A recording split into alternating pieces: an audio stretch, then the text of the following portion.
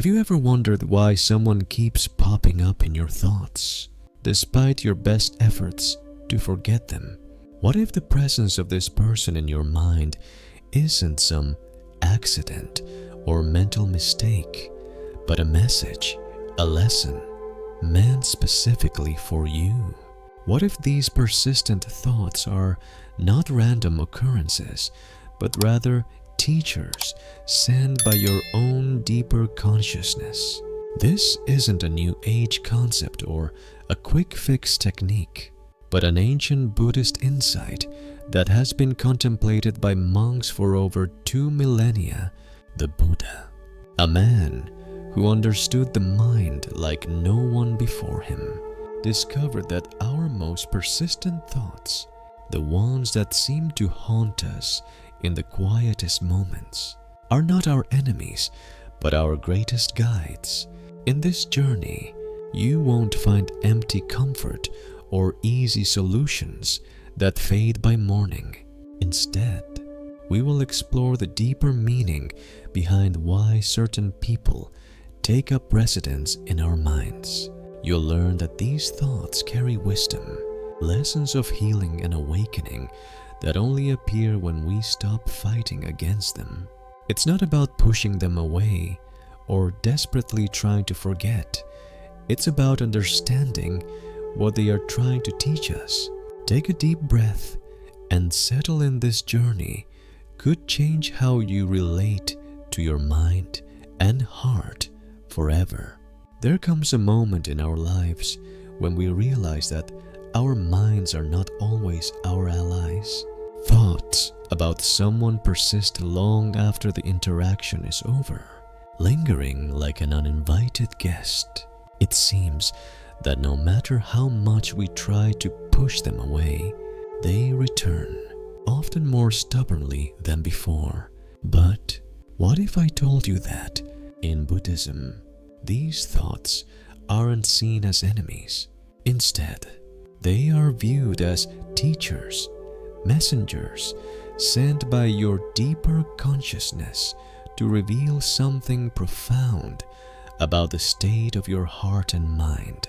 The Buddha, during his enlightenment, understood the human mind deeply. He recognized that suffering arises not because of thoughts themselves, but because of the attachment we place on them. To Buddha, thoughts, especially the persistent ones, are not random. They arise for a reason. And if we open ourselves to their presence without resistance, they carry the potential to lead us to greater wisdom and understanding. In Buddhist teachings, the mind is like a vast, open sky.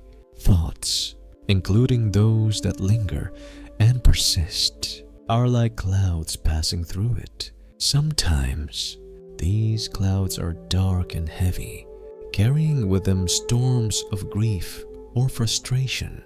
Other times, they are light and fluffy, fleeting and almost inconsequential. The key lies in how we respond to the clouds of thought. Do we become the storm, or do we allow it to pass without identifying with it? Buddhist wisdom invites us to approach our thoughts not as problems to solve, but as opportunities to explore the deeper layers of our mind. When you begin to see persistent thoughts as messengers rather than burdens, something shifts. These thoughts, no matter how difficult they are invitations to explore our inner world. Instead of seeing them as obstacles to peace, we start to see them as guides pointing us toward healing. This insight marks a crucial turning point, the shift from fighting our thoughts to embracing them with curiosity and awareness. This is the first step in transforming the relationship we have with our mind. It is not about eliminating persistent thoughts or pushing them away. It is about learning to coexist with them, allowing them to move through us without letting them control us. We often forget that As human beings, we are naturally inclined to focus on unresolved experiences. Imagine a chipped tooth. Your tongue returns to it repeatedly, almost automatically, until the issue is resolved. In a similar way, your mind fixates on unresolved experiences, and if those experiences involve another person, they may appear in your thoughts again and again. This mental habit is not a flaw.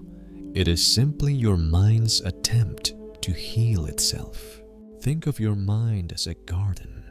The weeds of persistent thoughts grow in the soil of unresolved emotions, attachments, or unprocessed experiences.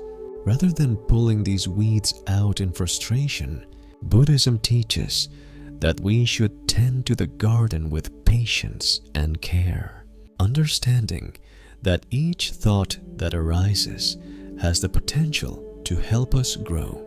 The question then becomes not how to stop thinking about someone, but what this thought is trying to teach us. By embracing this approach, you begin the practice of transforming the obstacles in your mind into doorways to deeper self-awareness and healing.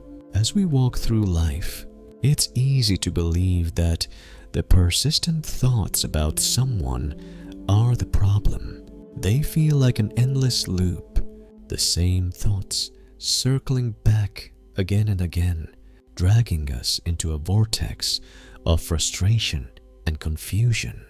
We try to push them away, to suppress them, to ignore them. But the more we struggle against them, the stronger they become. It's a paradox. The harder we fight, the more the thoughts seem to dig in their heels, refusing to leave. But what if this battle itself is what keeps the thoughts alive? What if, instead of trying to escape or eliminate them, we turn toward them with curiosity and understanding? In Buddhism, this concept is central. Our suffering does not come from the thoughts themselves, but from our resistance to them. The Buddha taught that the more we push against something, the more we give it power. What we resist persists. Imagine a child throwing a tantrum. The more we react, the louder and more intense the tantrum becomes. But what if we simply observe the tantrum without reacting? The child would eventually tire, and the tantrum would subside on its own. In the same way, our thoughts are like that child. They are simply looking for attention. When we stop fighting them and instead meet them with awareness, they lose their grip on us. This doesn't mean that the thoughts instantly disappear. The process of transforming our relationship with persistent thoughts is gradual but profound. It requires a shift in perspective. Instead of trying to force the thoughts out of your mind, you begin to ask, why are these thoughts here? What message are they trying to deliver? Buddhism teaches that thoughts are not random. They are a reflection of our deeper mind, pointing to unresolved emotions, past experiences, or beliefs that need our attention. Instead of treating these thoughts as enemies, we are encouraged to treat them as messengers, each one carrying a lesson. Once we are able to understand the message, the thought often begins to fade naturally, no longer requiring our mental energy. But the challenge lies in our tendency to get stuck in the stories that our minds create around these thoughts. We imagine scenarios. We replay past conversations. We envision potential futures, all of which only reinforce the presence of the thoughts. This is where mindfulness practice becomes key. By observing the thoughts without judgment or reaction, we can begin to untangle ourselves from the narratives they create. It is like stepping out of the movie in your mind and watching it from a distance. You begin to notice the patterns that drive your thoughts, and with that awareness, you regain control over how you respond. Instead of becoming absorbed in the emotions that the thoughts stir, you recognize them as fleeting events passing through the landscape of your consciousness. This shift, however, takes time and practice. It is not about suppressing thoughts, but about creating the space to observe them without becoming overwhelmed by them. The Buddha likened the mind to a calm, clear lake. When the waters are disturbed by wind, they become murky and unclear, and we cannot see the depths. But when the winds settle, the waters calm, and clarity returns. Our minds are similar. When we stop stirring them with our resistance, the clarity of awareness naturally reveals itself. By accepting that thoughts are not problems to solve, but opportunities for understanding, we begin to shift from a stance of struggle to one of exploration. We stop fighting what is already happening within us and start learning from it. Instead of running from the persistent thoughts, we sit with them, listen to them, and discover what they are trying to show us. It's important to note that this doesn't mean that we should welcome every thought with open arms. Not all thoughts carry helpful messages, and some thoughts may indeed need to be addressed through other practices. But it does mean that we change our relationship with our thoughts. Rather than seeing them as external forces invading our minds, we start to see them as part of the natural ebb and flow of consciousness. They arise, they stay for a while, and then they pass. In this way, we begin to experience a sense of freedom, not because the thoughts have stopped, but because we are no longer defined or trapped by them. We no longer see ourselves as the victim of our thoughts, but as the aware observer who can watch them without becoming entangled in their stories. This is the beginning of a liberation, not by eliminating thoughts, but by changing our relationship with them. Buddhist wisdom teaches that the ultimate peace comes from the shift, from struggling against our inner world to accepting it with awareness. By embracing our thoughts and feelings as part of the natural unfolding of consciousness, we can begin to live with greater equanimity and ease. When you find yourself persistently thinking about someone, it can feel like an unwanted intrusion. These thoughts appear uninvited, filling your mind at the most inconvenient times. They seem to hijack your mental space, preventing you from focusing on the present. However, Buddhist wisdom invites us to reconsider this experience. Instead of viewing persistent thoughts as nuisances, Buddhism teaches us to see them as messengers. Every thought that lingers carries a deeper message, one that reflects unresolved emotions, beliefs, or lessons waiting to be learned. One of the first insights Buddhism offers is that these thoughts often arise because something within us remains unfinished. Just as a person keeps returning to a chipped tooth with their tongue, your mind returns to this person over and over because something is unresolved. This might not be an intellectual issue, but an emotional or spiritual one. The Buddha taught that our minds naturally gravitate toward unresolved experiences, seeking closure or healing. Therefore, these thoughts aren't signs of weakness or obsession. They are your mind's way of seeking resolution. It's important to recognize that This is not a flaw in your mental functioning, but a natural process. Your mind, like a gardener tending to a garden, wants to prune and clear away the weeds of unresolved feelings or unmet needs. The person who occupies your thoughts isn't merely there to cause distress. They are there because your mind believes there is something important to address, something that, once fully understood, will allow you to move forward. Think of it like the emotional weight you carry around. If you've been hurt by someone, your mind will continue to revisit the hurt until you fully process the pain and let go. The thoughts persist not because you are weak or incapable of moving on, but because your heart needs to heal. Buddhism teaches that resisting the process only prolongs the pain. Instead of pushing the thoughts away, Buddhism encourages a shift toward mindful awareness. Rather than struggling against the pain these thoughts bring, you are invited to sit with them, understand their message, and allow them to guide you toward healing. Take, for example, a relationship that ended abruptly, leaving no room for closure.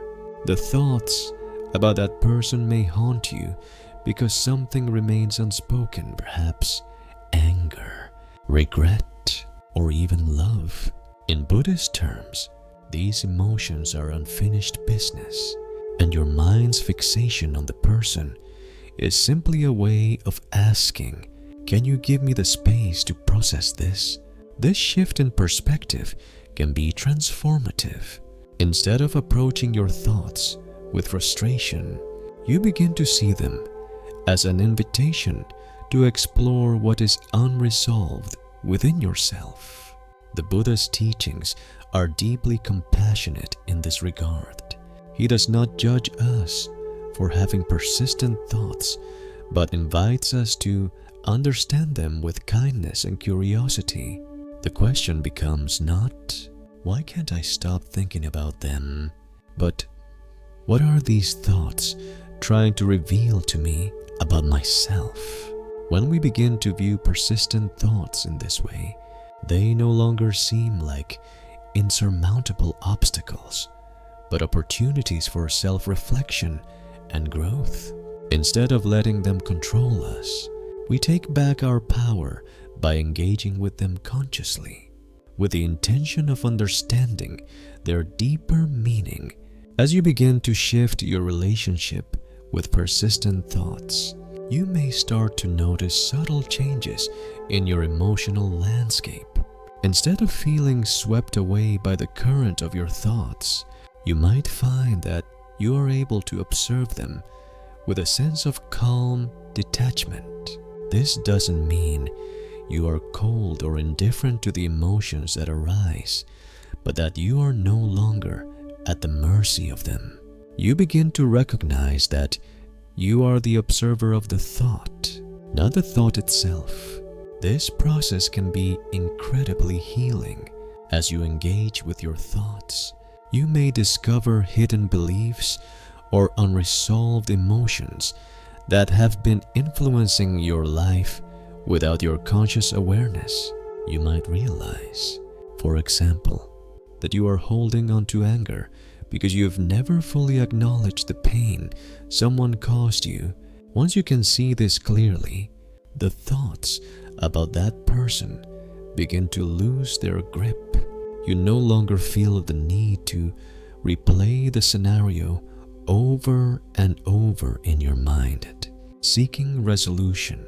Instead, you can begin to process the emotions in a more integrated way.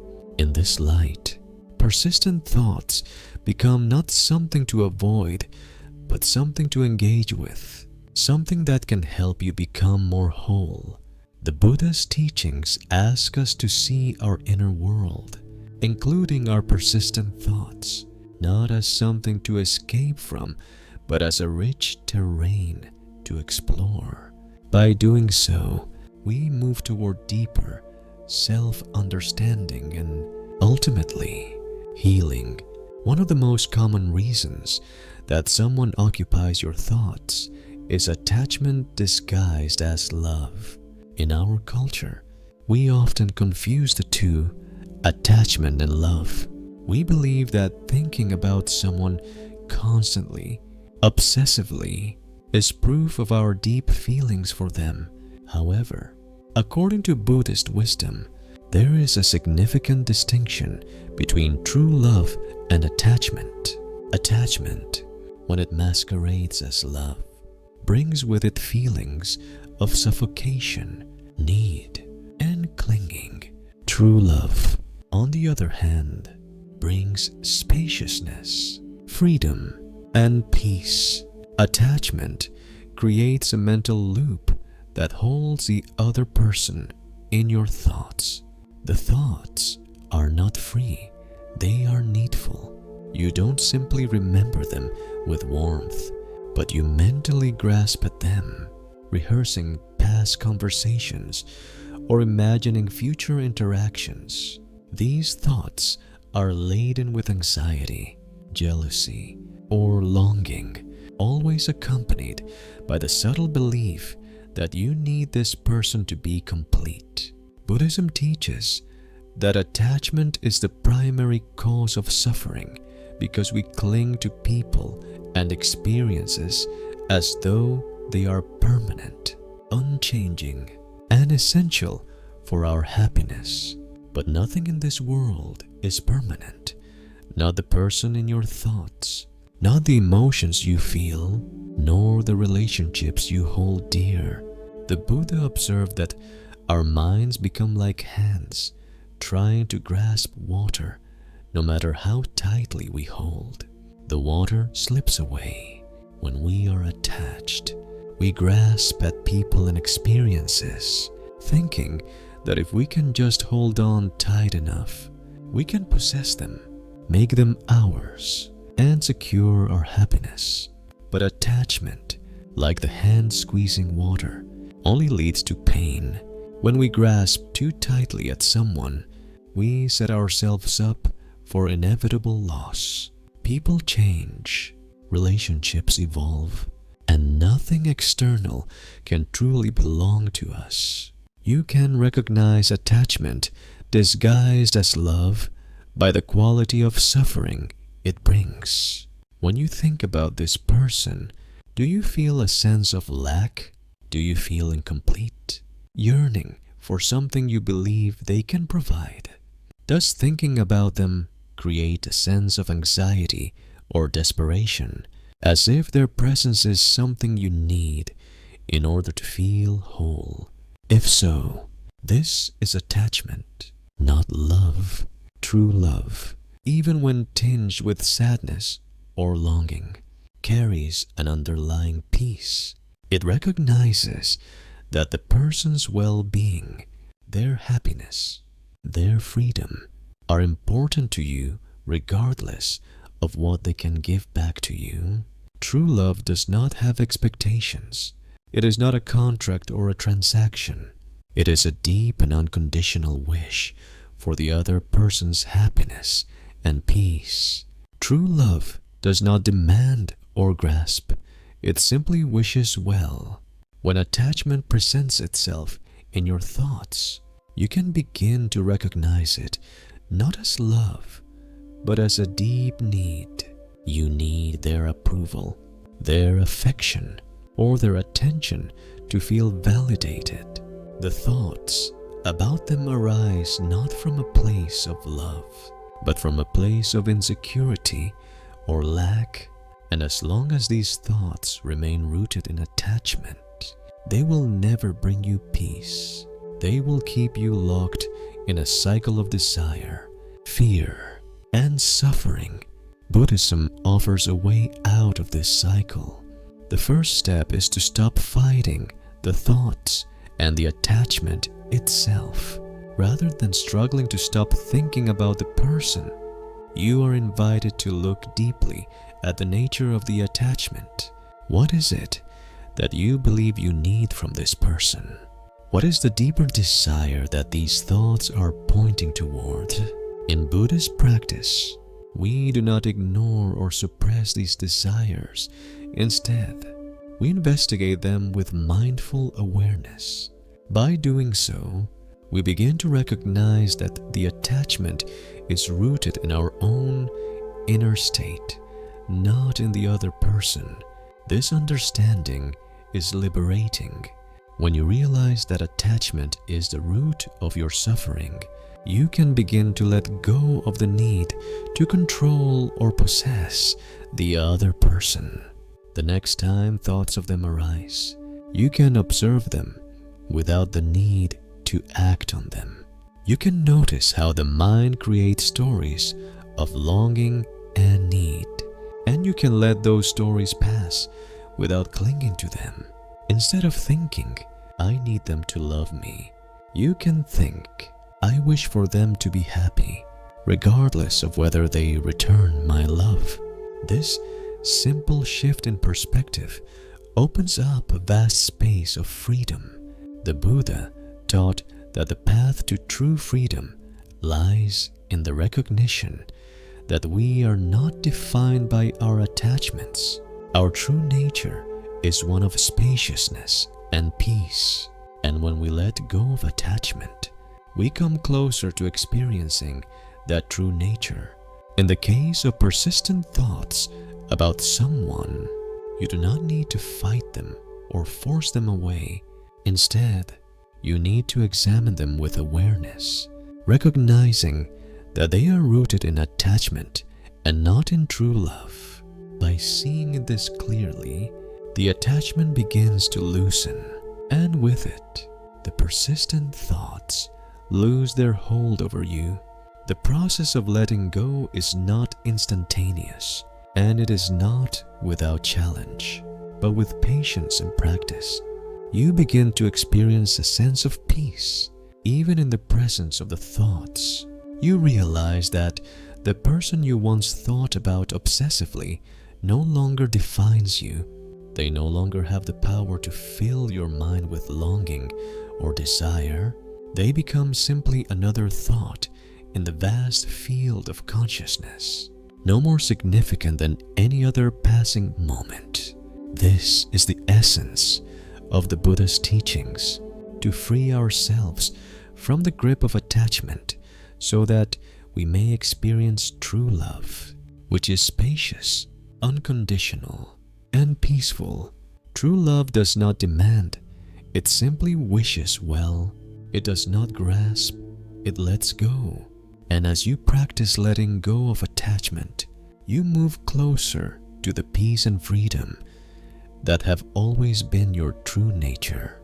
As you reflect on your persistent thoughts, you may begin to notice that, in many cases, they are tied to unresolved emotions.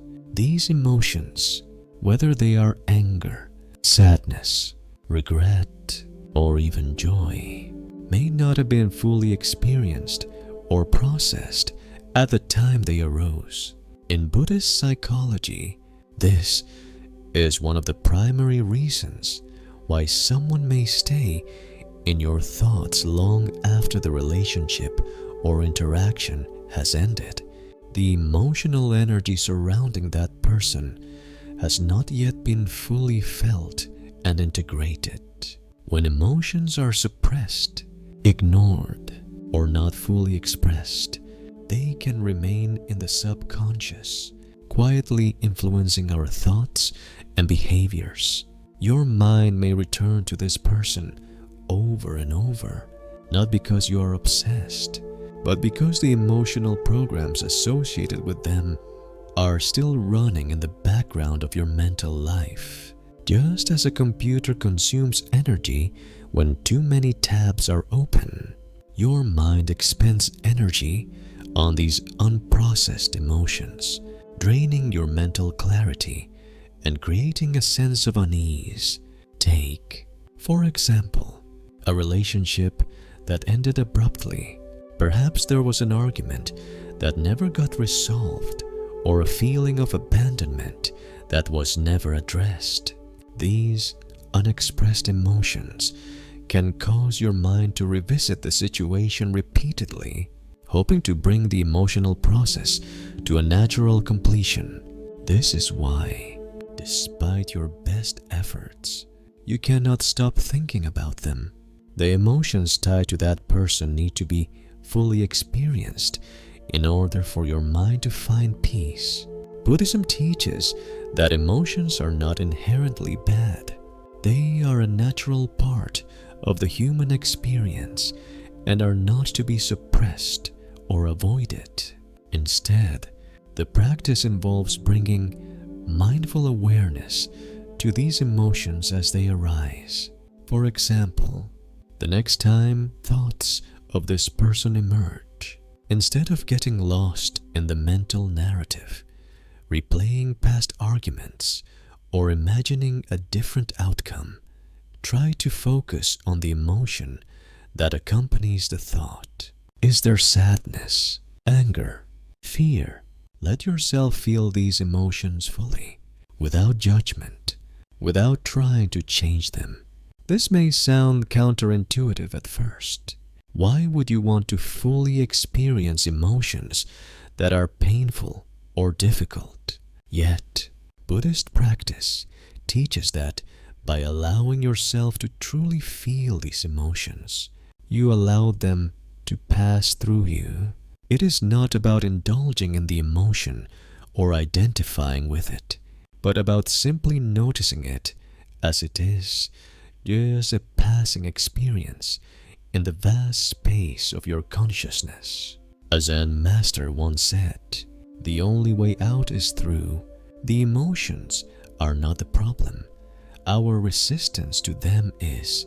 This practice of bringing mindful awareness to emotions creates space for them to move and transform naturally. You might notice that when you allow anger to be felt fully in your body, it no longer holds the same grip over you. The same applies to sadness or regret. When you meet these emotions with awareness, without trying to suppress or fix them, they lose their power to control your thoughts. They are simply emotions passing through, like clouds in the sky. Buddhism doesn't ask us to avoid difficult feelings. Instead, it invites us to experience them directly and with compassion. By practicing mindfulness in the face of unprocessed emotions, we begin to heal the wounds that keep us tethered to the past. The mind can only hold on to unresolved feelings for so long before it reaches a point of resolution. Once these emotions are fully felt and processed, they no longer need to occupy your thoughts. The relationship, the person, and the emotional charge that once accompanied them fade naturally. This is not a quick fix. It takes time, patience, and practice to fully allow emotions to be felt without resisting or attaching to them. But as you continue to practice mindfulness, you will notice that the intensity of these thoughts begins to decrease. Your thoughts about the person become less frequent, and when they do arise, they no longer carry the same weight of emotional charge. In a way, this practice is like tending to a garden. If you pull up a weed before it has fully rooted, it may return again and again. But if you allow it to grow and fully face it, you can remove it once and for all. In the same way, allowing yourself to fully feel the emotions tied to a person or a situation allows the mind to clear and heal naturally. You begin to notice that as the emotions are allowed to move, the thoughts about the person lose their power. The unresolved energy is released and the mind finds peace. This approach doesn't mean you need to indulge in the stories your mind creates. The point is not to get caught in the narrative about the person or the situation. Rather, it is to observe the underlying emotion that fuels those thoughts and allow it to be felt. without judgment. By doing so, you release the emotional charge tied to those thoughts, freeing yourself from their grip. In Buddhist practice, there is no rush for emotional resolution. It is a gradual process, like the slow unfolding of a flower. With each moment of mindful awareness, the emotional energy tied to a person dissipates and the mind becomes lighter. Through this process, you not only heal emotionally, but you also cultivate a deep compassion for yourself. Instead of criticizing yourself for having persistent thoughts or difficult feelings, you learn to meet them with kindness and curiosity.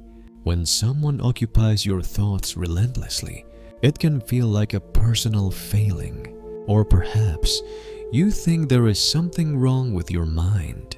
But from the perspective of Buddhist wisdom, persistent thoughts about a person might not be random or an unfortunate accident. They may be the result of karmic entanglements and unresolved connection between you and the other person that extends beyond this life. Karma, as understood in Buddhism, is not a system of cosmic punishment or reward, but the natural law of cause and effect. Each action, each word, each thought ripples out and creates consequences. These consequences may show up in our lives in ways we don't immediately understand. It is through our relationships that karma often reveals itself. Some relationships feel instantly significant, even though we've just met the person. Others may have a disproportionate impact on us. Despite the brevity of the interaction, when thoughts about someone continue to surface, it might be because there is unfinished karmic business between you. This doesn't necessarily mean that there was wrongdoing in a previous life, but rather that the relationship between you two is meant to bring about specific learning or growth. This is why certain people seem to play pivotal roles in our lives, often forcing us to confront aspects of ourselves we would prefer to ignore. The concept of karmic entanglements can be challenging to grasp. How do we know if a person is in our lives because of unresolved karma? The first step is to simply observe the intensity of the connection. Sometimes we feel an inexplicable connection to someone, as if we've known them before, or the relationship triggers a sense of deep understanding or recognition that transcends logic. In other cases, we may be constantly drawn back to someone who has hurt us or caused us distress, and we find ourselves repeatedly reliving the pain or conflict. Buddhist practice teaches that these relationships are not meant to be avoided, but understood. They are opportunities for us to learn and grow spiritually. Karmic relationships, even when difficult, are not meant to be a source of suffering, but a path to deeper insight. This is where the practice of mindful awareness becomes crucial. Instead of getting caught in the emotional charge of the relationship, Buddhism invites us to step back and reflect on what lessons the connection is bringing. Imagine, for example, a relationship that involved a betrayal of trust. The pain caused by this betrayal might persist long after the person has left your life. The initial reaction might be to focus on the betrayal itself, to get lost in the narrative of hurt, anger, or disappointment. However, if you approach this situation with mindful awareness, you might begin to recognize a deeper lesson. The thoughts about this person may not be trying to remind you of the betrayal, but rather of a deeper truth. Perhaps a lesson about boundaries, about trusting yourself, or about how you abandon yourself in order to please others. The karmic lesson isn't about the person themselves, but about the patterns you need to confront within yourself. In Buddhism, this shift in perspective is crucial.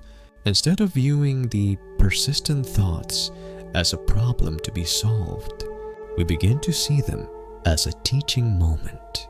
What is this relationship trying to show me about my own growth?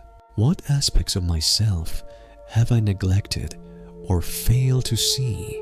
When we begin to discern the karmic lesson, the emotional charge of the situation starts to dissipate. The thoughts, once filled with anger or sadness, transform into a gentle invitation to heal and evolve. Once you recognize the karmic aspect of a relationship, you no longer need to resist or fight against the persistent thoughts. Instead, you embrace them as opportunities for self-reflection. You stop focusing on the other person's actions and start turning inward, asking yourself, what is this relationship trying to teach me?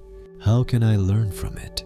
This shift doesn't necessarily bring immediate closure, but it opens the door to deeper understanding. Buddhist wisdom also teaches that in karmic relationships, forgiveness plays an essential role in breaking the cycle of entanglement. Forgiveness is not about condoning harmful behavior or excusing wrongdoing, but about releasing the emotional grip the person has on your mind. When we hold on to resentment or anger, we continue to feed the karmic cycle, keeping the person trapped in our thoughts.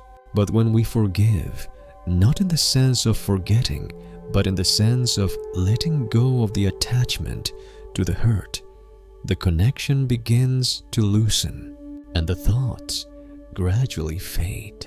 However, forgiveness in Buddhism is not about a single moment of decision.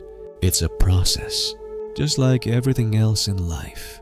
It's about continually choosing to release the grip that past hurt has on your present peace. Every time thoughts about the person resurface, instead of reacting with anger or resentment, you practice forgiveness again. Over time, this practice breaks the karmic link, allowing you to move forward with greater clarity and peace. When you begin to see persistent thoughts about someone as part of a karmic journey, the emotional turmoil attached to those thoughts softens. You no longer feel helpless or victimized by your own mind. Instead, you recognize that these thoughts are simply signposts guiding you on your spiritual path. They are not the enemy. They are the teachers. Understanding karmic entanglement invites you to acknowledge that everything, including relationships, is interconnected. The people who populate your thoughts, whether they are loved ones, friends, or those who have caused you harm, are part of the same vast web of existence. Their presence in your mind is not arbitrary. It is an invitation to learn and to grow, to heal old wounds, and to evolve spiritually. By recognizing the karmic nature of relationships, you can begin to let go of the emotional charge that has kept you tied to the past. And just like a teacher who leaves once the lesson is learned, the persistent thoughts often begin to fade naturally when their karmic lesson has been received. One of the more challenging reasons someone might occupy your thoughts persistently is the projection of your shadow. In psychological terms, the shadow refers to the parts of ourselves that we have repressed, denied, or rejected. These are qualities or traits that society, our family, or even we ourselves deem unacceptable, and so we push them into the unconscious mind. However, just because we suppress these aspects of ourselves doesn't mean they disappear. On the contrary, they often surface in unexpected ways, particularly in the people we interact with. When we cannot accept certain traits or behaviors within ourselves, we tend to project them onto others. This means that the qualities we dislike or feel ashamed of within ourselves are often mirrored in the people around us. In the case of persistent thoughts about someone, it's not the person themselves who is occupying your mind, but rather the qualities in them that trigger something deep within you, qualities you have not fully accepted or integrated into your own being. For example, you might find yourself constantly thinking about a person who exudes confidence, and every time they enter your mind, you feel a rush of frustration or even anger. It might seem like they are the problem, but the truth is that the root of your emotional reaction lies within you. You are projecting your own unexpressed or repressed confidence onto them. Perhaps you have spent years suppressing your own self-assurance out of fear of appearing arrogant or self-centered. As a result, when you encounter someone who embodies the very confidence you deny in yourself, your mind fixates on them, not because of who they are, but because they reflect back to you the very quality you refuse to acknowledge in yourself. This concept can be difficult to accept, as it forces us to confront aspects of ourselves that we may not want to see. It's far easier to blame others for triggering our emotions than to look inward and acknowledge the parts of ourselves that we reject. However, Buddhist wisdom teaches us that in order to heal, we must turn our attention inward, examining the qualities in others that we find most triggering. Instead of casting blame outward, we are encouraged to ask ourselves, where might this quality also exist within me, perhaps in a different form? In the case of the person who irritates you with their confidence, instead of reacting with frustration, Buddhism invites you to inquire, what about their confidence stirs something in me? How can I reclaim this trait within myself in a healthy, balanced way? By asking this question, you begin to transform your relationship with the person. They are no longer simply the source of irritation. They become a mirror, reflecting back to you the parts of yourself that are in need of healing and integration. The practice here is one of deep self-reflection and compassion. You are not blaming yourself for having the shadow traits or judging yourself for the emotions that arise in response to others. Instead, you are simply acknowledging that the triggers in your environment are not random. They are opportunities to reclaim what you have disowned. By engaging with these triggers mindfully, you allow yourself to integrate the disowned aspects of your psyche, gradually making them part of your whole self. Buddhism teaches that we are all connected, not just to others, but to ourselves. The mind, which can be divided into the conscious and unconscious, reflects the same interconnectedness. When we refuse to integrate certain qualities, they linger in the unconscious, influencing our relationships and our thoughts. But when we choose to confront and embrace the qualities we've repressed, we experience freedom. Freedom from the grip of those projections. As you begin to work with the projections that fuel your persistent thoughts, you may notice a profound shift. The qualities that once seemed so repellent or frustrating in others start to lose their power. Instead of focusing on the external qualities of others, you begin to turn your attention inward, learning to accept and cultivate the aspects of yourself that were previously hidden in the shadows.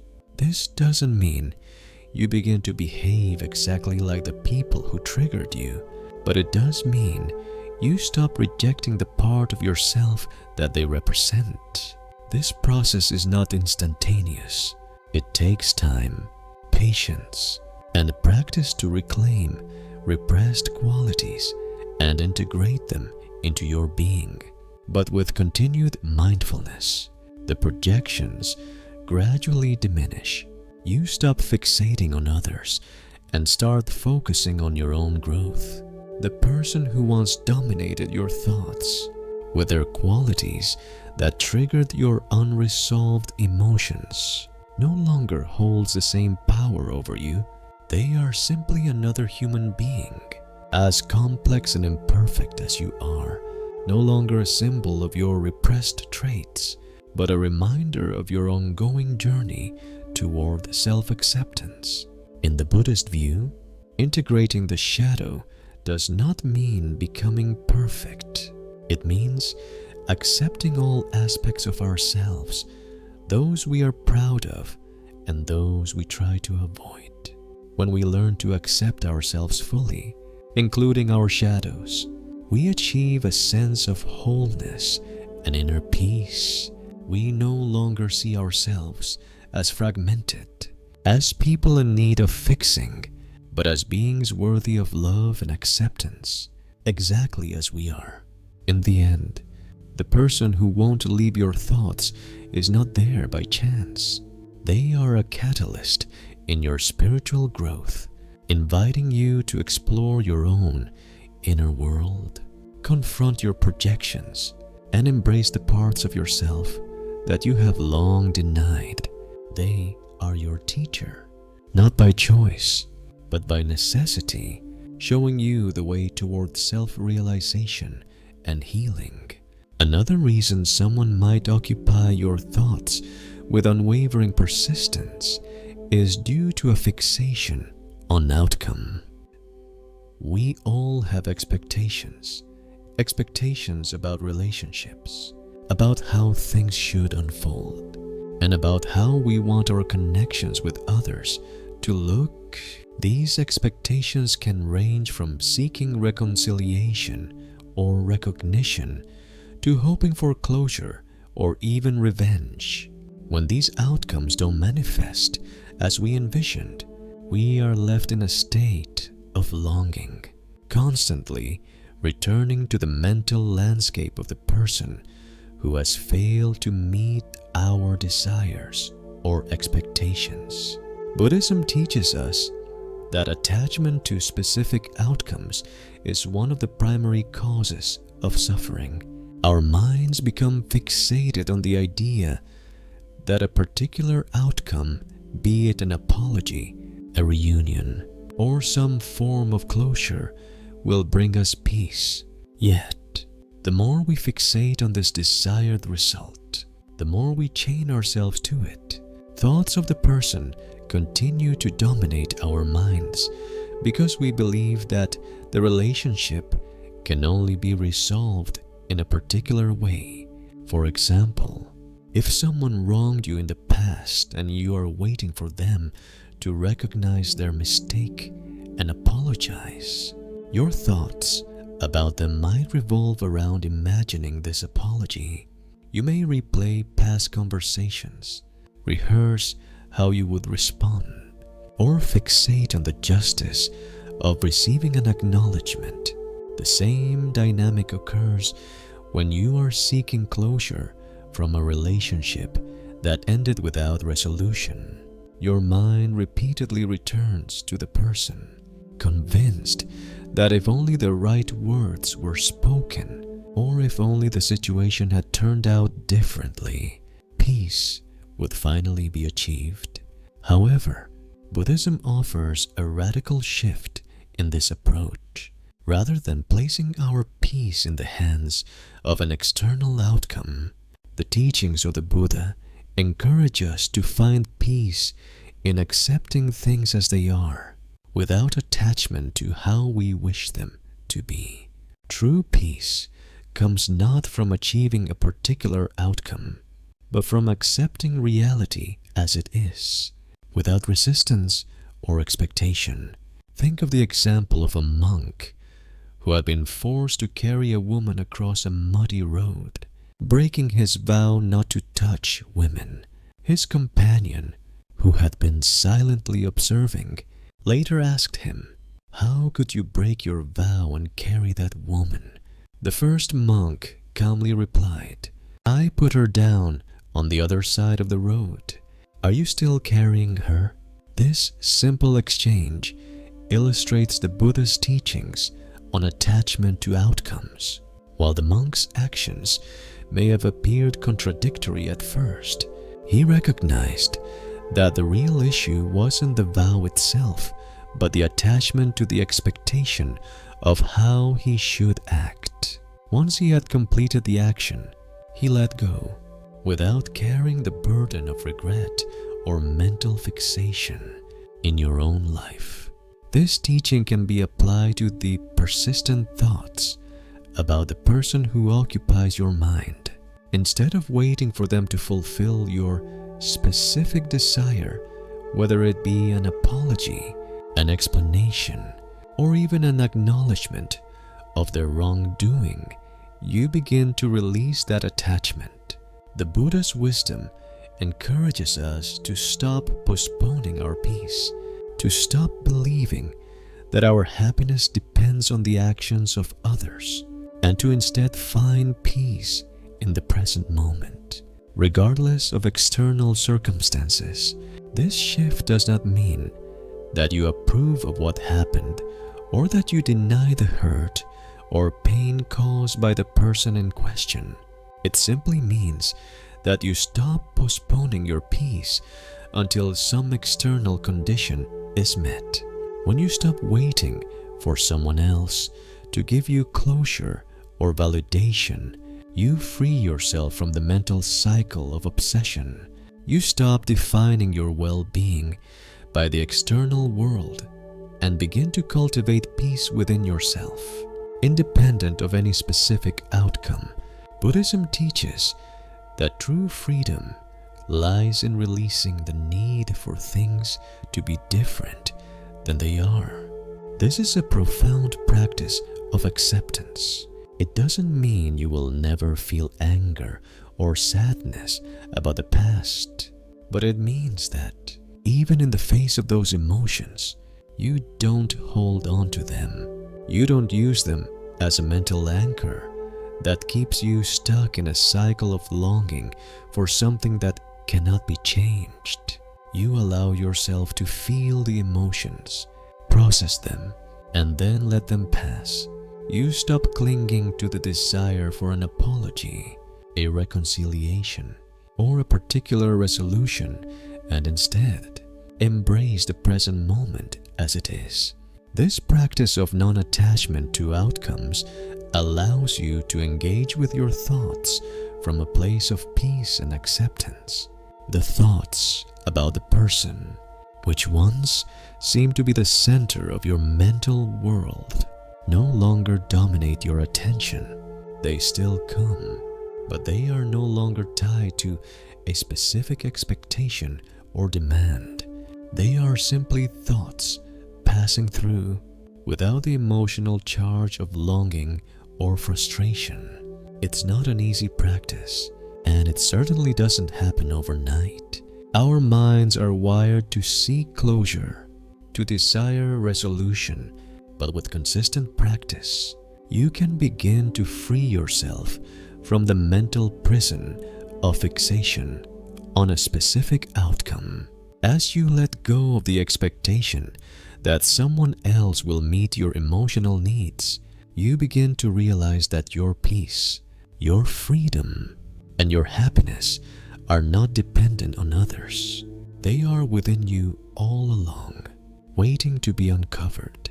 This understanding of non-attachment also deepens your understanding of the impermanence of all things. Nothing in life stays the same, and people change, just as situations evolve. By releasing the need for a particular outcome, you acknowledge the impermanence of relationships and the fluid nature of human experiences. This acceptance brings peace, not because things are perfect or resolved, but because you no longer expect them to be. Sometimes, the person who won't leave your thoughts is not a result of attachment, unprocessed emotions, or unresolved karmic entanglements. Instead, they may be present in your consciousness because of a deeper, more subtle force, spiritual magnetism. From a Buddhist perspective, we are not isolated beings moving through life in a linear fashion. Instead, we are all connected in the vast web of consciousness, and certain individuals seem to enter our lives at specific moments for reasons that transcend personal experiences. These people often embody qualities that reflect aspects of our own spiritual journey, inviting us to awaken to parts of ourselves that are dormant or in need of healing. Spiritual magnetism occurs when someone enters our lives and their presence resonates with something we are seeking in our own path.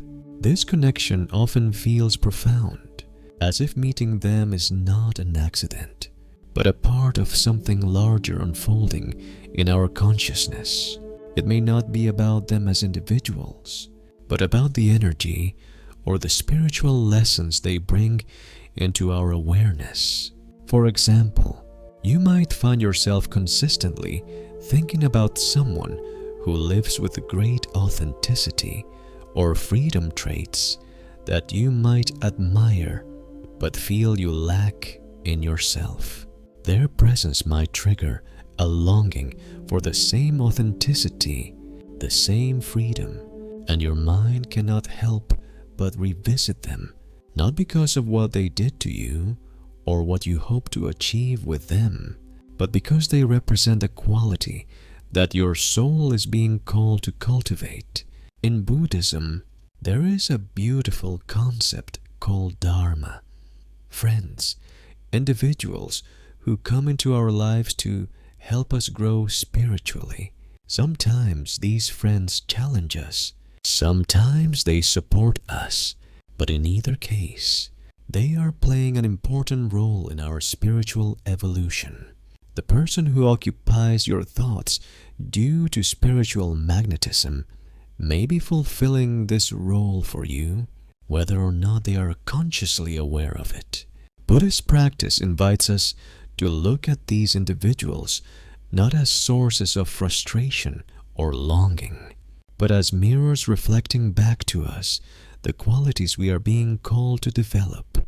If you constantly find yourself thinking about someone who exudes a sense of calmness, it might be that your soul is yearning to cultivate that same inner peace.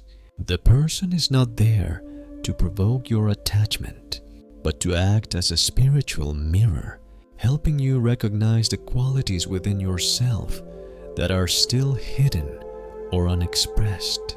In some cases, the person who occupies your thoughts may not embody qualities you admire, but rather qualities you find challenging, qualities that trigger your deepest insecurities or fears. Even in these difficult cases, the person may be acting as a mirror, reflecting aspects of your own psyche that need attention. Perhaps they embody a certain assertiveness that causes you discomfort because it forces you to confront your own lack of boundaries or assertiveness.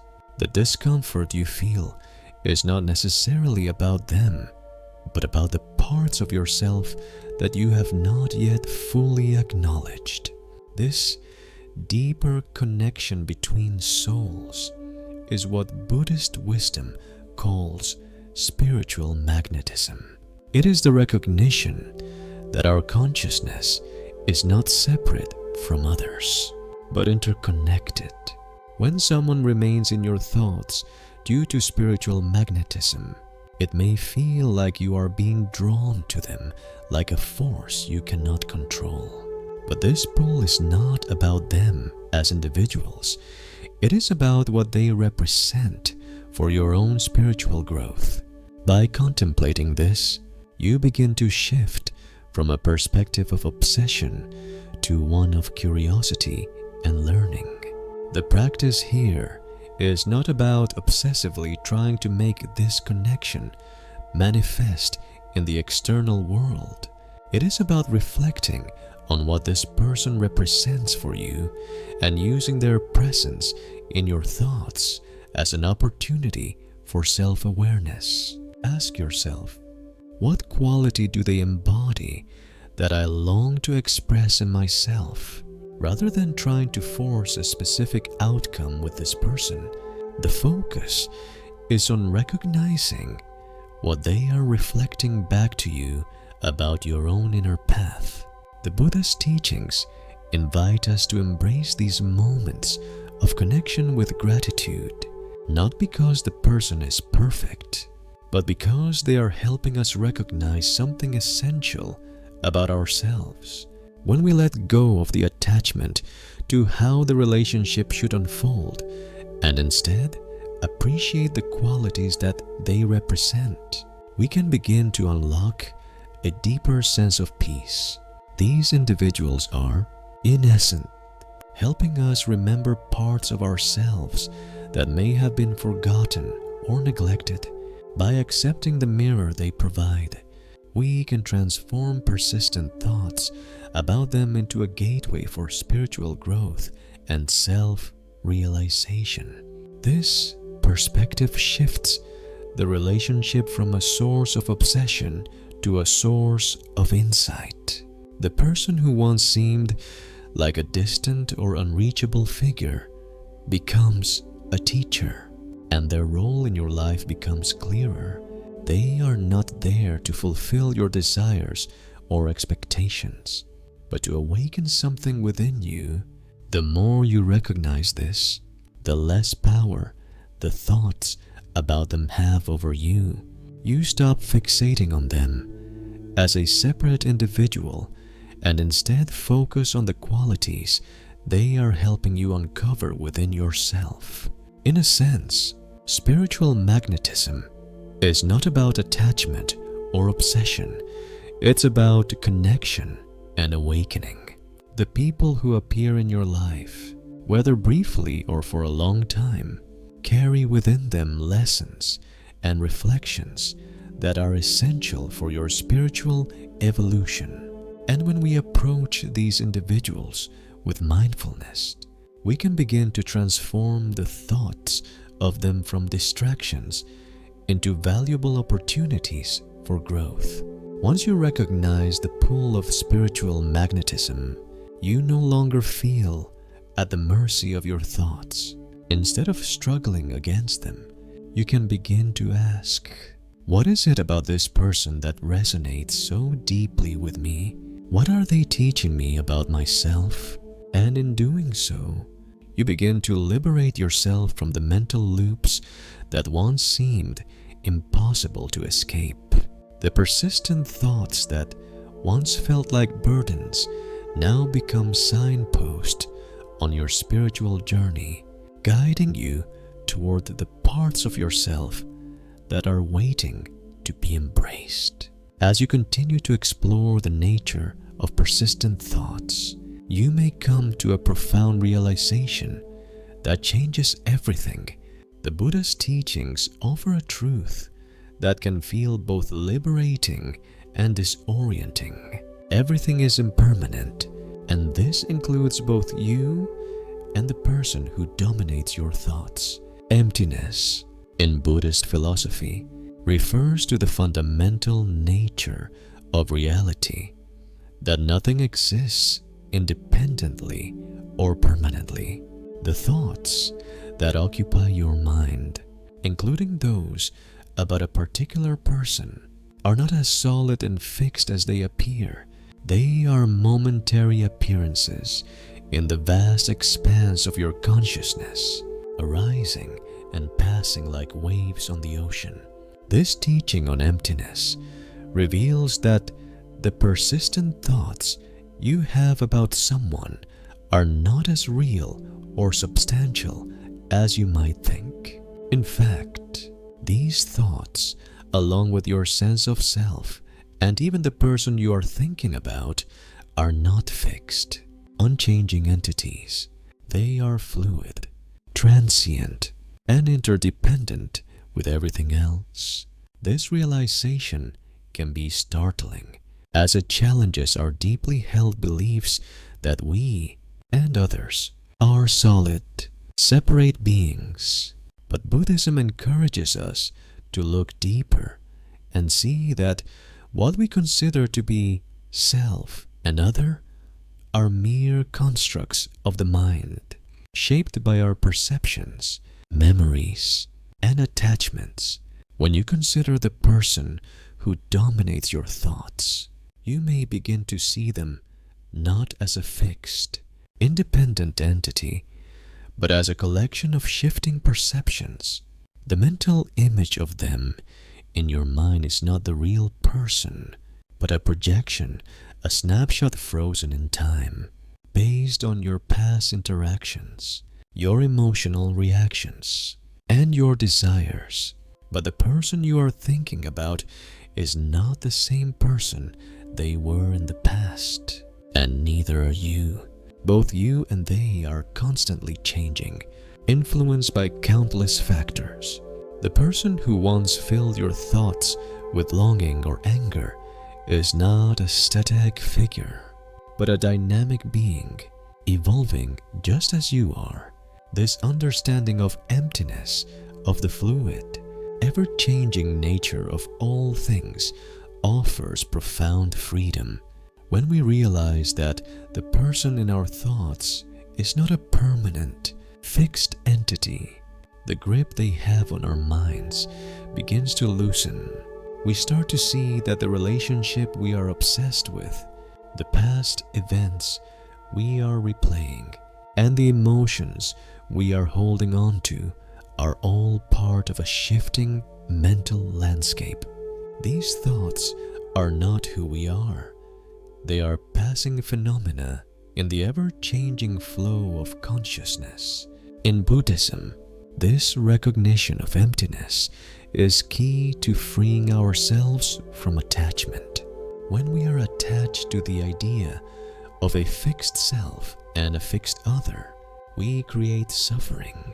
We become caught in the illusion that the person who occupies our thoughts is the same person they were in the past, and that they will always have the same impact on us. We create stories about them and about our relationship, stories that are rooted in attachment and desire for permanence.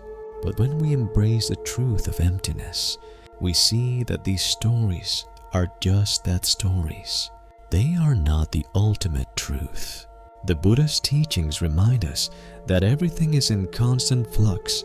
Your thoughts, your emotions, your memories, all of these arise and pass away like clouds in the sky. The person who once dominated your mind is not fixed, and neither is your relationship to them. When you begin to recognize the impermanence of these thoughts and attachments, you can let go of the need to hold on to them. You stop trying to make them permanent. Stop trying to fix them in place, and instead, you allow them to pass naturally. This doesn't mean you stop feeling emotions or thinking about the person. It means that you stop identifying with these thoughts as if they define who you are. You stop treating them as problems to be solved, and instead, you accept them as transient events in your mind. You recognize that even the person you think about so often is not a solid, unchanging entity. they are also in a constant state of change, just like you.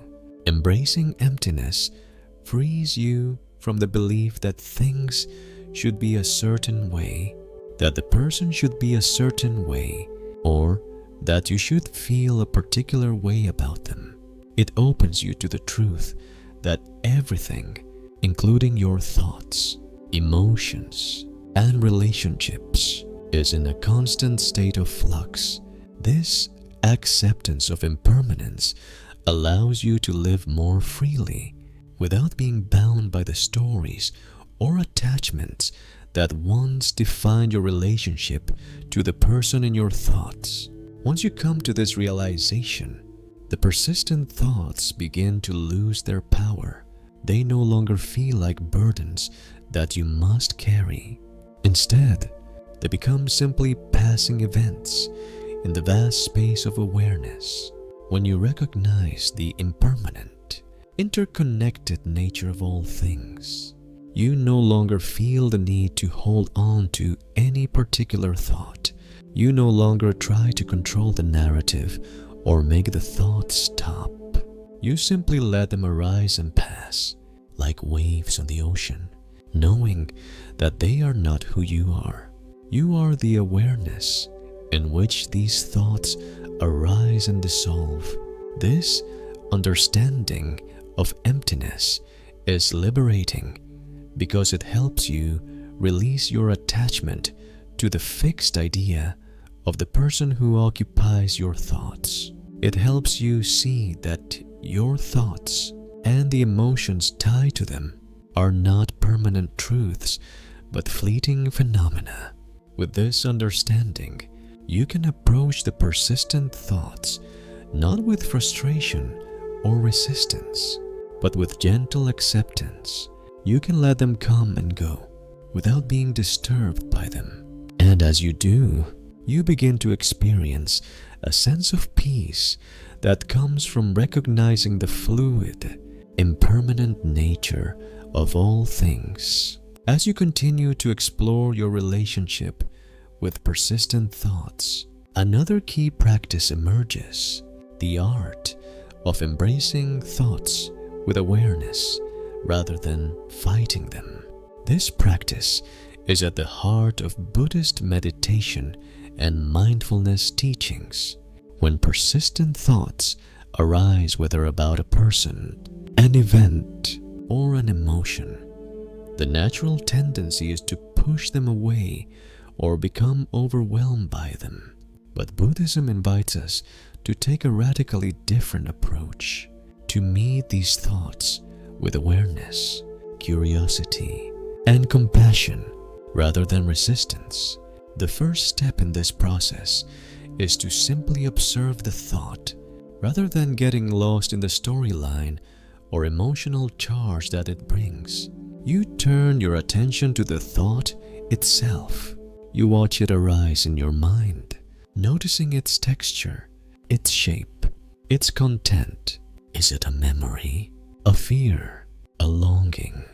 Is it accompanied by physical sensations like tightness in your chest or a fluttering in your stomach? The key is to be present with the thought as it is, without judgment or reaction. You are not trying to change the thought or make it go away. You are simply witnessing it as it arises and fades, like a cloud passing through the sky. This practice of mindful awareness allows you to step out of the emotional drama that often accompanies persistent thoughts. When you observe the thought without identifying with it, you create space between yourself and the thought. Instead of becoming entangled in its storyline, you begin to see it for what it is, just a mental event, a fleeting appearance in the vast field of your awareness. One of the core teachings of Buddhism is the distinction between awareness and attention. Attention is like a flashlight that focuses on a specific object, such as a thought, a memory, or a feeling. Awareness on the other hand, is like the room in which the flashlight moves. It is the vast, open space that contains all experiences. When you identify with your thoughts, you become like the flashlight, focused and limited. But when you recognize yourself as awareness itself, you become the space in which all thoughts arise and dissolve. You are no longer defined by the thoughts, but by the awareness that holds them. In the case of persistent thoughts about a person, this shift is profound. Instead of believing that these thoughts define who you are, you begin to realize that you are the awareness in which these thoughts appear. The person you are thinking about is no longer a fixed entity in your mind, but a passing experience, like a fleeting memory or an emotion. You no longer feel trapped by the thought or caught in its grip. You are free to observe it without reacting, and over time, this reduces its power over you. This practice also involves cultivating compassion for yourself. It is natural to feel frustrated, sad, or angry when thoughts about a person continue to dominate your mind. Instead of criticizing yourself for not being able to let go, Buddhist teachings encourage you to meet yourself with kindness. Acknowledge the pain or longing that the thought brings without judgment. Say to yourself, it's okay to feel this way. It's natural to think about this person. I don't have to push these feelings away, but I don't have to let them control me either. By responding to your own thoughts with compassion, you reduce the emotional charge tied to them. As you practice embracing your thoughts with awareness, you will notice that they begin to lose their intensity. They no longer feel like invading forces that disrupt your peace. Instead, they become passing moments in the landscape of your mind. You begin to see them as just one part of your mental experience, no more significant or defining than any other thought that arises. This sense of spaciousness and freedom arises because you are no longer identified with the thoughts. You are not the thought, nor are you the person in the thought. You are the awareness in which the thought appears. This practice is not about forcing yourself to stop thinking about someone or eliminating the thoughts altogether. It is about changing the way you relate to them. Instead of trying to avoid or suppress them, you meet them with open awareness. You no longer resist their presence, but accept them as part of the natural ebb and flow of consciousness. And as you do, the grip they once had on you loosens. It's important to understand that embracing thoughts with awareness doesn't mean indulging in them. Buddhist mindfulness is not about getting lost in the content of the thoughts, but about observing them without attachment or aversion. You don't follow the narrative of the thought or become immersed in the emotional reactions it brings. Instead, you stay anchored in the present moment, aware of the thought, but not defined by it. This practice of mindfulness is like learning to swim in an ocean of thoughts. At first, the water might feel overwhelming, and you may be tempted to struggle against the current.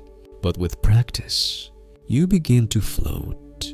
You let the waves pass over you without trying to control them, and you find that the ocean itself is vast and peaceful. Thoughts come and go, but they no longer define the landscape of your mind. You are simply aware of them, allowing them to be without getting caught in their undertow. By embracing your thoughts with awareness, you begin to free yourself from the emotional burden they once carried. The person who once dominated your thoughts no longer holds the same power over you. You see them not as the cause of your suffering, but as a passing experience in the flow of consciousness. As you continue to practice, the thoughts about them will begin to fade, not because you force them out, but because you no longer attach meaning or significance to them. They are simply waves in the vast ocean of your awareness. This shift from resistance to acceptance, from attachment to awareness, is the essence of Buddhist practice. It is not about trying to eliminate your thoughts or suppress your feelings. It is about recognizing that you are not your thoughts, and that your true nature is the awareness that holds them. This awareness is vast, opens, and free from the limitations of the ego. And when you come to rest in this awareness, you experience a profound sense of peace, no matter what thoughts arise. One of the most essential teachings of Buddhism is the concept of the middle way. This path is neither about indulging in every desire, nor rejecting or suppressing those desires. Instead, it offers a balanced approach, finding harmony between extremes. In the context of persistent thoughts about someone, the middle way encourages us not to overindulge in these thoughts or try to force them out, but to allow them to arise and pass naturally, without emotional attachment or resistance. This balance forms the foundation for a peaceful mind and is a crucial practice in overcoming mental suffering.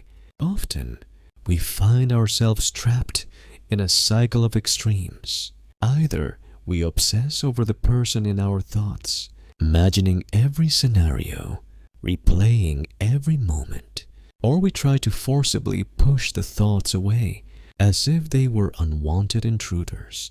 Both of these approaches are driven by the same underlying desire to control or avoid the discomfort these thoughts bring. The first approach, indulging in them, creates an emotional storm. The second, attempting to repress them, only strengthens their hold. In both cases, we are reacting to the thoughts rather than observing them.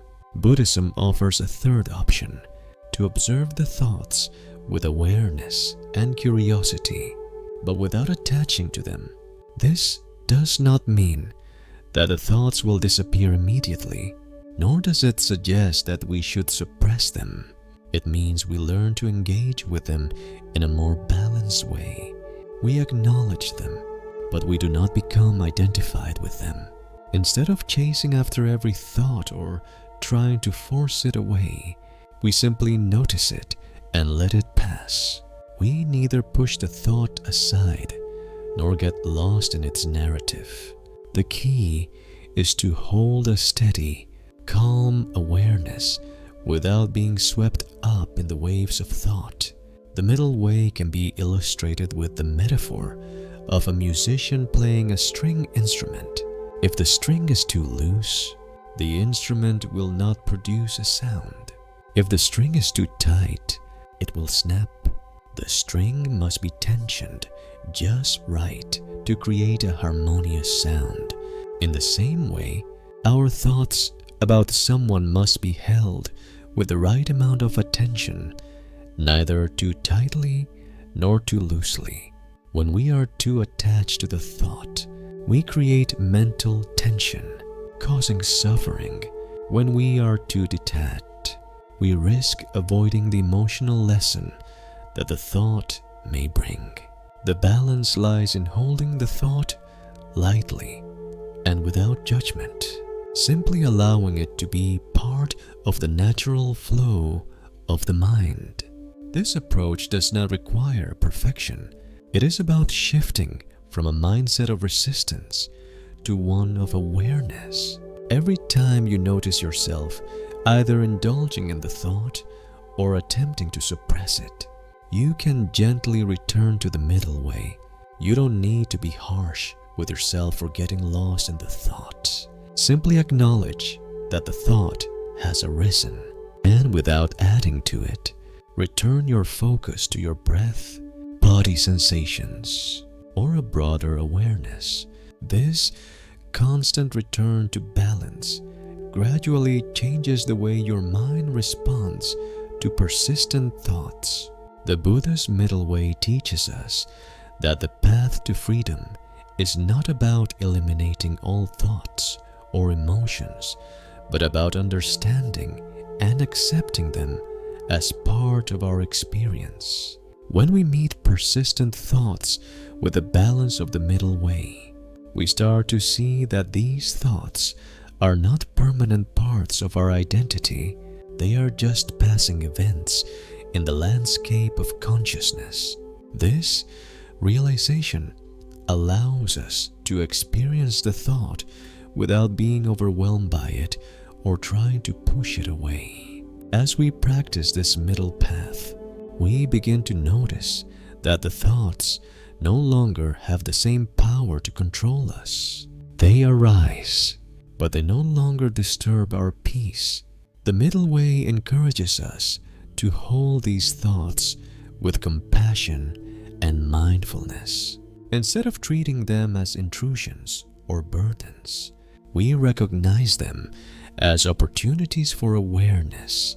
Each time a thought arises, we have the chance to meet it with non-attachment and mindful awareness.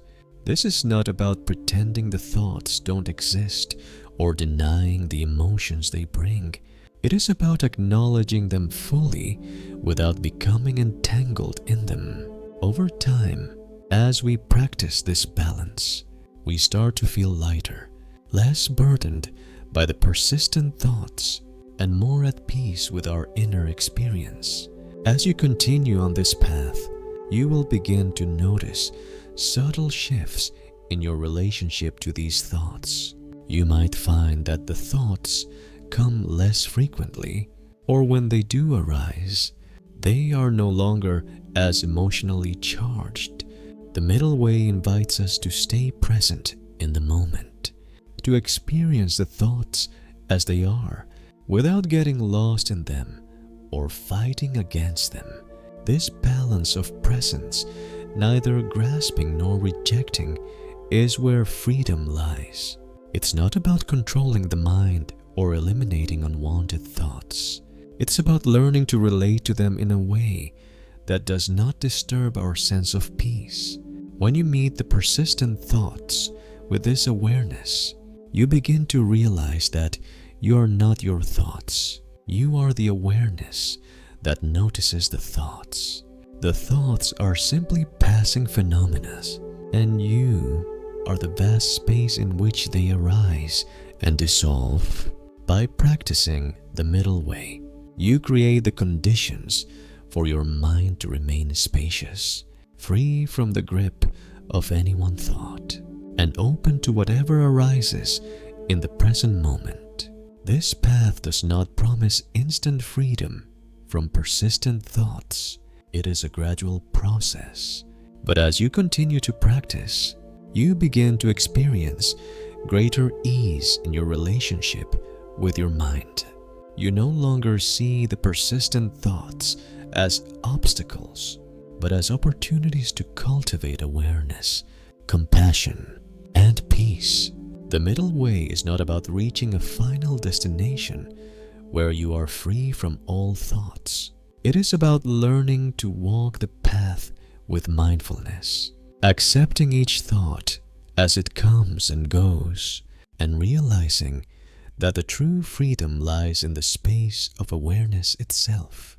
As you progress along the Buddhist path of mindfulness and awareness, you may begin to recognize the profound healing power that comes from simply being present with your thoughts and emotions. In this section, we explore how mindfulness transforms our relationship with persistent thoughts, allowing them to become opportunities for healing rather than sources of suffering.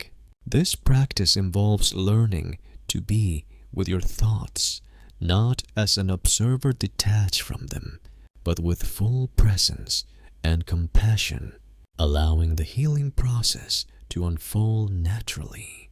The first step in this healing process is to bring awareness to the thought itself. It may sound simple, but this is where most people struggle. We are so used to either resisting or indulging in our thoughts that we forget we have the power to simply observe them. The thought about the person who dominates your mind is not inherently harmful. It's the way you relate to it that causes suffering. When you fight the thought or get lost in the story it creates, you give it power over you. But when you observe the thought without judgment, you begin to recognize it for what it truly is, a transient mental event, just like any other thought. The healing power of awareness lies in its ability to create space around the thought. Instead of being consumed by it, you step back and observe it with a calm, non-reactive mind. You don't need to follow the narrative that the thought presents, whether it's anger, regret, or longing. You can simply notice the thought, feel its emotional charge, and allow it to pass without attaching any further meaning to it. This practice of awareness allows the thought to move through you without getting stuck. It's like standing in a storm and feeling the rain on your face without getting drenched. You can feel the experience without being overwhelmed by it. Buddhism teaches that everything in life is impermanent, and thoughts are no exception. When you bring awareness to a persistent thought and simply allow it to exist without adding fuel to it, you begin to realize its fleeting nature. Just like the weather, thoughts come and go. They don't stay forever unless we cling to them. By acknowledging the thought with awareness and compassion, we give it the freedom to leave on its own accord. We don't need to force it out of our minds, and we don't need to make it go away. We simply hold it with the spaciousness of awareness, knowing that it will pass when the time is right. One of the most profound insights in Buddhism is the understanding that suffering comes not from the events themselves, but from our attachment to them. Our attachment to the thought, our resistance to it, creates the suffering. When we let go of this attachment and meet the thought with pure awareness, we create the conditions for healing. In this space, we can begin to unravel the underlying causes of the persistent thoughts. What emotions are tied to them?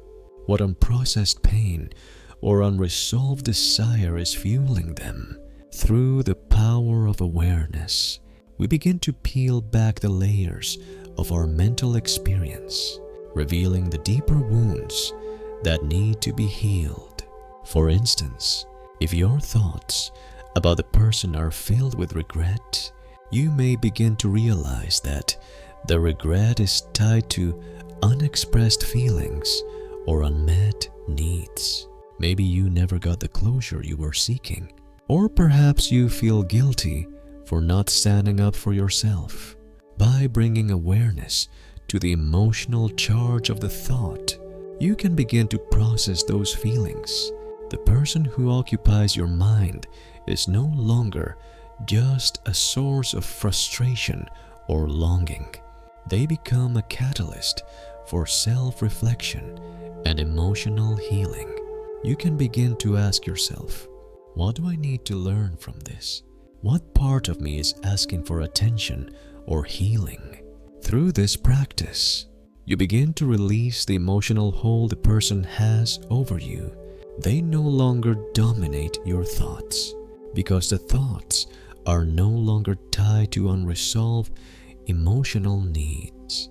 You begin to free yourself from the mental grip they once had, and in this space, healing can take place. This process is not about ignoring the emotions or pretending they don't matter. It's about giving yourself the permission to feel and to heal without becoming consumed by the thought or the emotions. The power of awareness also lies in its ability to dissolve the stories we tell ourselves about a person or a situation. Often, we get caught up in the narrative we have created about the person in our thoughts. We may tell ourselves that they wronged us, that they abandoned us, or that they need to apologize.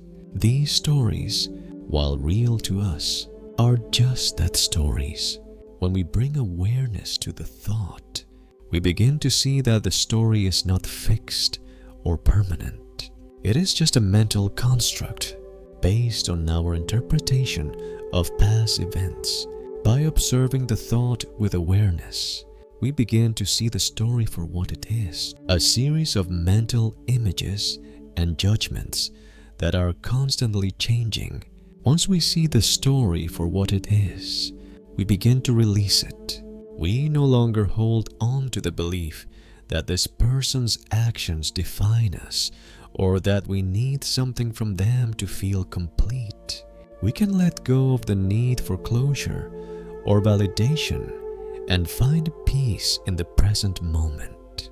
We stop defining ourselves by the past and start defining ourselves by the spaciousness of awareness itself. This healing process is not about forcing yourself to stop thinking about someone or pushing the emotions away. It's about creating the right conditions for healing to unfold naturally. When you bring awareness to the thought, you give it space to transform. The thought may still arise, but it no longer carries the same emotional weight. The healing has already begun because you have stopped fighting the thought and started meeting it with compassionate awareness. As you continue to practice this, you begin to notice a shift in how you relate to your thoughts. You no longer see them as obstacles or burdens, but as opportunities for growth. The person who once occupied your mind has served their purpose, not as a source of pain, but as a guide on your journey toward healing. The persistent thoughts that once seemed overwhelming now feel lighter, like clouds passing through the sky. They are no longer anchored in the past, but allowed to drift away, leaving you with a sense of peace and freedom. The healing power of awareness lies in its simplicity. By simply being present with your thoughts, by observing them without attachment or resistance, you allow the mind to return to its natural state of peace and clarity. You are no longer defined by your thoughts, your emotions, or the stories you have created. You are simply the awareness in which all experiences arise and pass.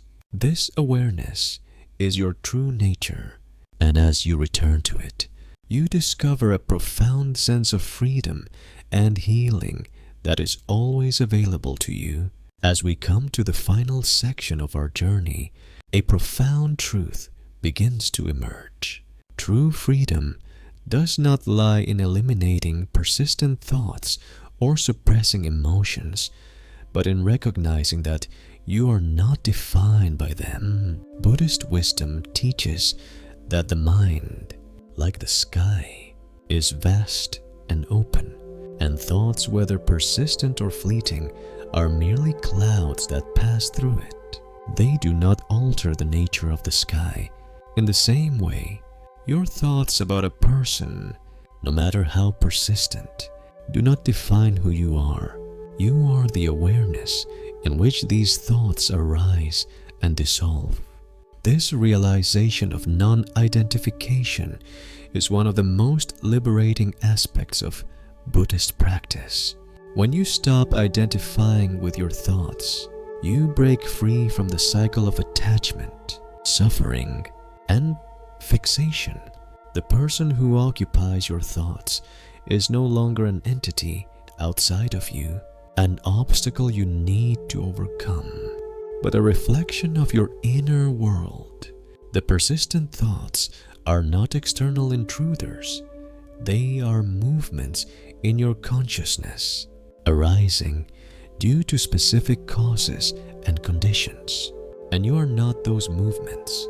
Non-identification with your thoughts involves shifting your perspective from seeing yourself as the thinker, the one controlled by your mental states, to recognizing that you are the awareness in which all thoughts appear. You are the space in which the thoughts arise, not the content of those thoughts. This shift is subtle but profound. It allows you to observe thoughts without getting entangled in them, without reacting or clinging to them. You become the stillness in which the waves of thought rise and fall, undisturbed by their fluctuations. Consider this: when a thought about the person comes to your mind, instead of identifying with the thought, "I am thinking about this person, and it means I still care," or "I am still hurt," you instead observe, "A thought about this person has arisen in my mind." You detach the thought from your identity. The thought is just a thought. It does not define your state of being, nor does it dictate your emotional response.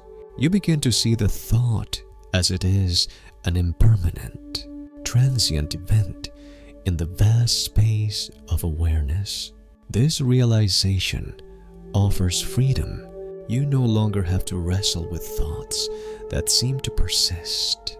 You no longer need to measure your progress by how often the thought arises or how much emotional charge it carries.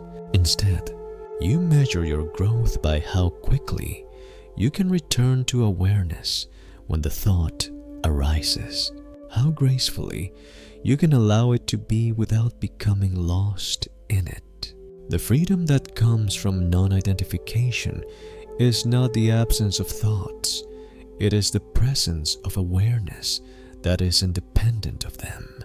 It is the recognition that thoughts are like weather patterns in the sky of consciousness. Sometimes the weather is stormy, other times it is calm, but the sky remains the same, unaffected by the weather that passes through it. Likewise, your awareness remains unchanged by the thoughts that arise. You are the sky, not the weather. This non-identification also extends to emotions. Just as thoughts arise in the mind, emotions arise in the body. When you stop identifying with your emotions, you stop seeing them as permanent parts of your identity. You stop saying, "I am angry" or "I am sad," and instead say, "Anger has arisen" or "Sadness is present." In this way, you begin to see emotions as temporary visitors in the field of your awareness, rather than as defining characteristics of who you are. Non-identification doesn't mean you suppress or deny your emotions. On the contrary, it means you allow them to be present without letting them define your sense of self.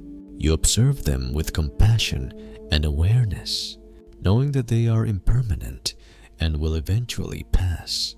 The more you practice non-identification, the less power these emotions and thoughts have over you. They no longer control your actions or your sense of self-worth. You are free to experience them without becoming overwhelmed by them. This shift in perspective brings with it a sense of inner peace. You no longer feel driven by your thoughts or emotions. You can experience them fully without being defined by them. This freedom is not about escaping from your feelings or thoughts, but about cultivating a deeper relationship with them, one that is rooted in awareness rather than attachment. You begin to recognize that you are not the person who is constantly thinking about someone or feeling a certain way. You are the awareness in which these thoughts and emotions arise, and as such, you are free. The practice of non-identification also frees you from the need for external validation. No longer do you need the person who occupies your thoughts to change or apologize in order for you to feel complete. You realize that your peace comes from within, from the recognition of your true nature as awareness, which is already whole and complete. The person who once dominated your thoughts no longer holds the power to disturb your inner peace, because you no longer tie your sense of self to them. This is the ultimate freedom offered by Buddhism, the freedom from identification with the mind. The mind is not you. The thoughts and emotions that arise in the mind are not your true nature. Your true nature is the awareness in which these thoughts appear, and this awareness is vast, open, and free. When you come to realize this, you understand that the persistent thoughts about someone are not an obstacle to your well-being, but an invitation to discover the freedom that already resides within you. This freedom does not mean the absence of thoughts, nor does it mean the end of emotional challenges. It means the recognition that you are not bound by them. You can experience the full spectrum of human emotions and thoughts without becoming attached to them, without identifying with them, and without allowing them to define who you are. You are free to experience life as it is, with all of its ups and downs, but without being caught in the belief that you are defined by any of it. The journey of non-identification is not a one-time event. It is a continuous practice. It requires patience, compassion, and mindfulness. But with each moment of awareness, you come closer to the truth of your being.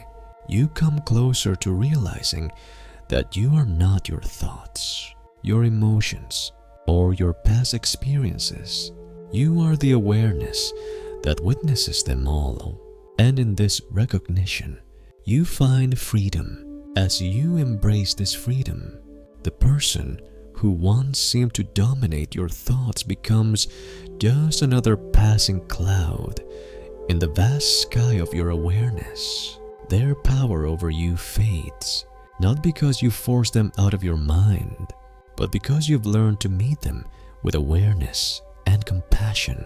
You are free from the grip of obsession, and you are free to live in the present moment, fully engage in your life as it unfolds. This is the true liberation of the mind, to recognize that you are the awareness in which thoughts arise and pass away, without being defined by them. This liberation is always available to you, no matter the thoughts or emotions that arise.